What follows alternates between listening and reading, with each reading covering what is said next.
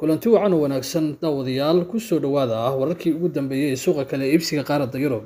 Kooxda Chelsea ayaa dalab 100 milyan oo euro ka gudbisay 23 jirka reer Portugal ee Joao Felix kadib markii qaab ciyaareed wanaagsan uu soo bandhigay tartankii koobka adduunka ee lagu qabtay dalka Qatar.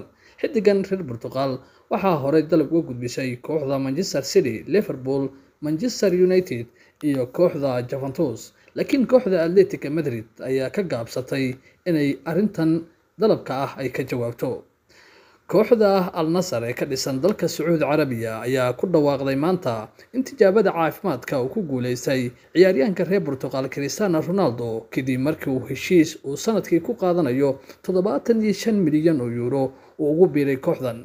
37 jirkan reer Portugal ayaa heshiiska beeca xorta waxa uu ugu wareegay kooxdan kadib khilaaf soo kala dhaxgalay hoggaanka kooxda Manchester United kaasi oo soo dedejiyay in la kansalo heshiiska kooxdan oo kula joogay.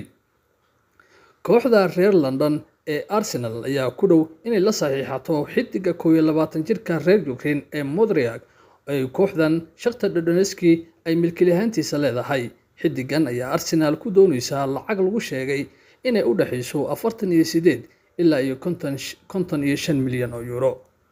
macalinka kooxda Arsenal ee Mikel Arteta ayaa ka gaabsaday habeennimadii xalay guushii kooxda West Ham kooxdiisa ka gaartay in xiddigan heshiiskiisa uu gabagaba marayo kadib markii ay warbaahintu wax ka weydiisay, waxaana xog uu helay wargeyska The Telegraph ee ka soo baxa dalka Ingiriiska xaqiijinaysa in labada kooxood ay ku heshiiyeen qiimaha xiddigan. Liverpoolna waxay dalab lama filaan ka gudbisay maanta oo Talaado xiddiga Bellingham ee 19 jirka reer England.